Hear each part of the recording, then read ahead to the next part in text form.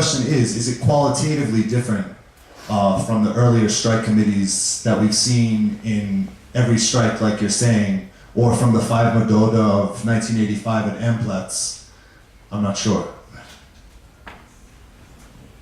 Okay, on the issue of Sangoma and Muti, the way I looked at it, I didn't look at trying to look at the merits and demerits in terms of as a form of belief or whatever. I just look at it from someone who is neutral, just like another form of belief, another form of culture.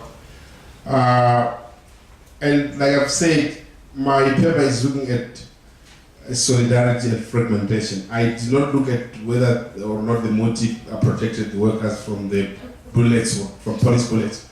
But what I looked at, what I can confirm is the fact that the issue of Sangoma and Muti, in a way, did sort of like construct this sense of collective solidarity amongst the workers in terms of helping them to explain some of the challenges, some of the crises that they did not have answers to explain.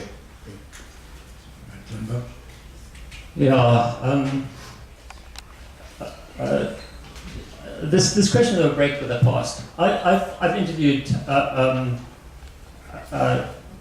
activists from the early years of the NUN, people who were fired in 1987. Maybe I've interviewed 50 of them. It's not a break with the past. What represents the break with the past with Marikana is the action of the peace. That's the break with the past. Thanks, John. We've got 7 minutes left. So if we take 3 questions, but they have to be one comrade, one question. Okay, there's the lady there, comrade 1. I have to give it to I have to give it to the lady with the hand high. And then finally the gentleman who's got a beard similar to mine. Yeah. And he's got comrade 3. Sorry, Eddie, which one? Which lady? This one or this one? No, that lady at the back. First. Okay. Hi. All right. So my question as a student goes as follows. Any of the panelists may answer. I'm a little bit worried because for me, and this is all based on very limited understanding, as I said, I'm a student, but Marikana is in effect not a cause.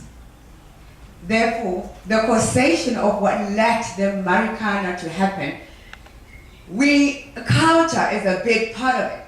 And to hear the 2 fellow students who've done phenomenal work on the research, not delving into the most contributing factor of the killings, and the big part of it is on culture and the language. And I would like to appeal to the unions to actually facilitate a process on going forward, on having to understand the construct of one constitute, their understanding, and also we need to understand the language of these people. We can't stress it enough. It's not something to be undermined or overlooked. Thank you. Yeah. Second? Yeah, this lady in front here.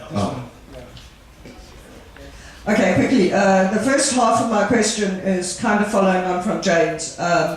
It's a question to look about the workers' committees.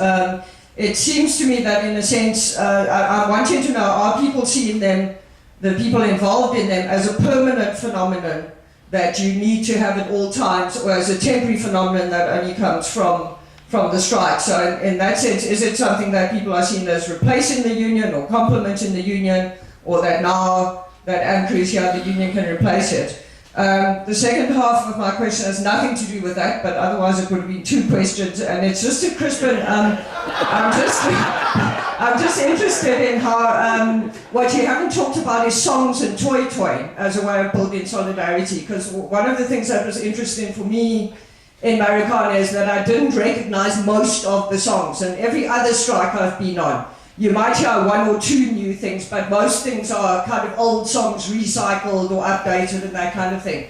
So I'm just wondering, where does this completely different, is it a unique song culture, and where does it come from? Thanks, Claire. We forgive you for you asked such an interesting question about working class songs. And then the gentleman with the grey beard. Thank you, please. Prof. The confusion that comes in through the research is, one, as a follow-up to Jane's question, there is no strike without an informal committee. It doesn't exist. And there is no recruitment or organizing without the informal committee. So in the absence of existing organizations, the informal committees are the base for organizing. In the areas, the strike of 73s, the strike of 1980s, the 72s were coming from work committees. We were belonging to work committees, we were being infiltrated.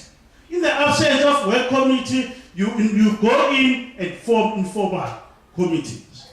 So I believe that we may lose if we are saying AMCU has existed, but it had no strategy to organize or recruit. Because there might be the strategy to organize. And it is, and it has worked since the 70s. Thank you. Other... Thank you. Norman Issa, you. Please, I would like to suggest that SWOP organizes a conference or a colloquium where actually the cultural meanings of Marikana are interrogated, because this is one area that is really fuzzy and has not been conversed about here. And if we do not get into the complexity of cultural identity, I'm afraid we haven't got anywhere close to understand the emerging identities and cultural identities. Thank you, Norman Issa. Okay, I'm sure that's being noted by SWOP. Does anyone want to comment and by way of conclusion? We're running into injury time.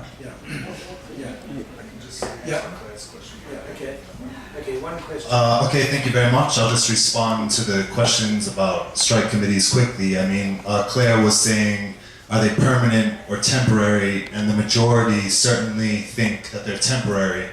Like that you only have the strike committee during the strike. That's why you saw the decline of the strike committees. What is it doing? It's a strike committee or a workers' committee, but it's primarily organized around the strike. Although even the people at Longman were organized around funerals.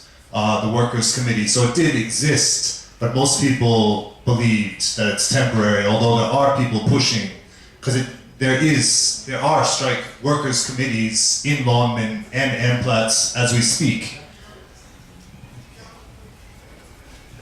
Yeah, I'll respond on the question of culture. Yes, I do agree that maybe it's, there are some research questions that need to be addressed. But for my research, I was just looking at the issue around solidarity. Then on the issue from Claire on songs, toys, and stuff in terms of how that sort of also builds solidarity, I would agree. Yes, it was one of those. There are many other contours that I did not sort of discuss because of the limitation of time. I do agree the songs, especially when you look at the way that the workers they appropriated them to the context at that point in time. We also, for example, they even, to an extent of some of this company vision, some of the slogan, for example, Impala, the vision for Impala is one team, one vision. The workers also appropriated it also to build solidarity around that one team, one vision. Then, on this question of culture, just to stir things up a bit, I think it's very important to make a distinction between culture as ideology and culture as lived reality. Thank you. Right, thank you very much for those very useful and fascinating inputs from our panel and to